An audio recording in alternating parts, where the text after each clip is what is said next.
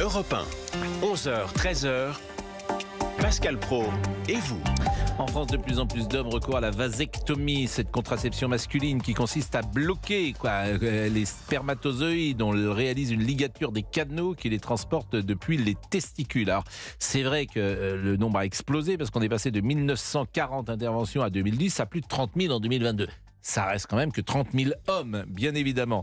Mais la multiplication du nombre d'hommes nous a intéressés. Nous sommes avec le docteur Antoine Fex, qui est vice-président de l'Association française d'urologie. Bonjour Monsieur Fex. Bonjour à vous. On voit bien quand même le sujet sociétal.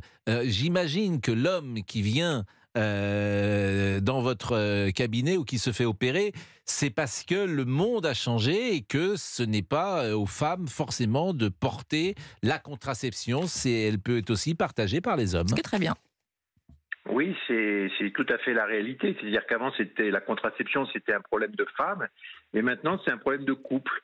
Donc l'homme se sent de plus en plus impliqué et l'équité contraceptive arrive. Avant, c'était les hommes qui étaient informés par leurs femmes, qui allaient voir le gynécologue. Maintenant, ce sont des hommes qui prennent en charge eux-mêmes la contraception du couple, bien évidemment, après en avoir parlé avec leur compagne ou leur femme. Il y a également des hommes seuls qui viennent, qui n'ont pas forcément d'enfants et qui souhaitent avoir une contraception. Le mot vasectomie fait un peu peur, pour tout vous dire, et il n'est pas agréable à l'oreille. Il n'y a rien de douloureux dans cette opération. C'est une intervention qui est assez courte, qui dure 5 à 10 minutes, qui se fait la plupart du temps sous anesthésie locale, en hospitalisation ambulatoire. Donc ça va assez vite. Bien évidemment, il y a toujours une crainte pour ces hommes qui sont jeunes, qui en général se sont jamais fait examiner dans cette partie-là. Toujours une crainte d'avoir ces douleurs, mais c'est une intervention qui se fait très facilement. Bon, elle est irrémédiable ? Alors, elle est définitive, mais pas irréversible. Pourquoi elle est définitive ? Parce que si vous ne changez rien, vous restez avec 0 spermatozoïde dans votre sperme et vous restez contracepté. Je préfère le terme contracepté à stérile. Par contre, si vous réopérez pour reconnecter, si la vasectomie n'est pas trop ancienne, vous avez une grande chance de retrouver des spermatozoïdes dans votre sperme. Donc, elle n'est pas définitive en dehors d'une intervention chirurgicale. Et est-ce qu'il y a un profil type en termes de jeunesse, ou en termes d'origine sociale, ou que sais-je, ou est-ce que ça touche toutes les couches de la population ?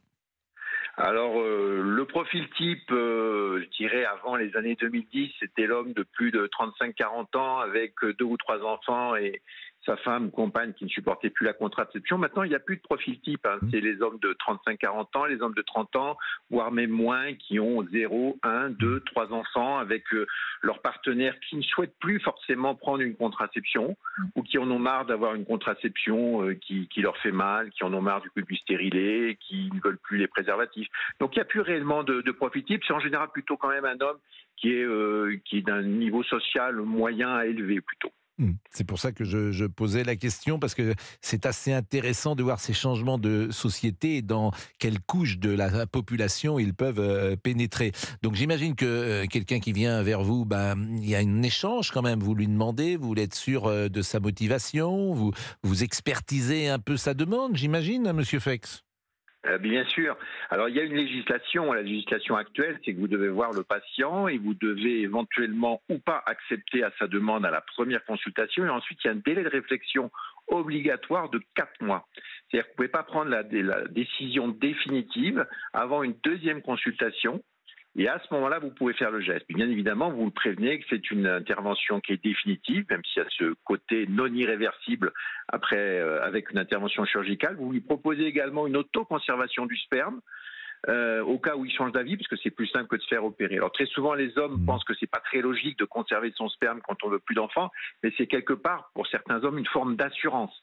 30 à 40% des couples divorcent, donc on peut avoir un changement de couple ou même en couple décider finalement d'avoir un dernier enfant alors que quelques années plus tard, ce n'était pas le cas. Donc on les informe bien évidemment de tout cela. A priori, un homme peut avoir des enfants jusqu'à la fin de sa vie. Un homme de 80 ans, s'il éjacule et son sperme est là, il peut être fécond.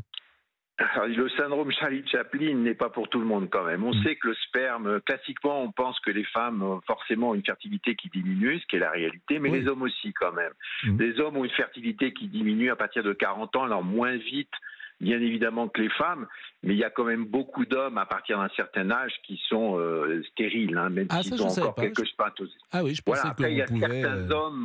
il y a certains hommes qui gardent une fertilité tardivement, mais il ne faut pas croire que tout le monde s'appelle Charlie Chaplin. Hein, dernière chose, cette opération, alors je précise pour ceux, effectivement, parce que c'est notre génération, chacun savait que Charlie Chaplin avait eu un enfant extrêmement tard. Je suis même pas sûr, je vais vous dire quelque chose, monsieur Fex, et ça va peut-être vous surprendre, je pense qu'il y a beaucoup de jeunes gens, ils ne savent même pas qui est Charlie Chaplin. Je vous assure. Et ça, c'est absolument terrifiant parfois. Tu parles de Charlie Chaplin, des gens de 25 ans, il est possible qu'ils te disent qui c'est, et après, si tu leur réponds, c'est un acteur muet, ils te disent « je n'étais pas né », ce qui coupe toute la conversation et qui enterre le dossier. Dernière question, est-ce que c'est remboursé par la Sécurité sociale ? Alors l'acte, bien sûr, est codé par la Sécurité sociale. Lorsque vous allez dans un hôpital public, logiquement, l'acte est pris en charge. Après, dans un secteur privé, il peut y avoir des compléments d'honoraires éventuels du chirurgien urologue. Ça dépend du secteur. Bah écoutez, je vous remercie grandement parce que c'était très clair et très concis, monsieur Fex. Merci beaucoup. Il est 12h13. Charlie Chaplin, monsieur Boubou. Ah oui, si. Non mais sérieusement. Non, alors pour une fois, je connais. Là, on est honnête. Voilà. Bon, oui. Vous êtes fiers. Et sa fille s'appelait d'ailleurs Géraldine. Voilà. Ah oui, Géraldine c'est pour ça Chaplin. qu'on m'a Alors comme on dit ça. Chaplin ou Chaplin Chaplin. Oui. Ça, c'est quoi ça, Le générique des temps modernes. Alors il y a les temps modernes, bien sûr, et puis il y a le film avec la parodie d'Adolf Hitler, qui est un des films les plus connus. Puis il y avait Les Lumières de la Ville également, Lamplight, qui doit être un de ses derniers films.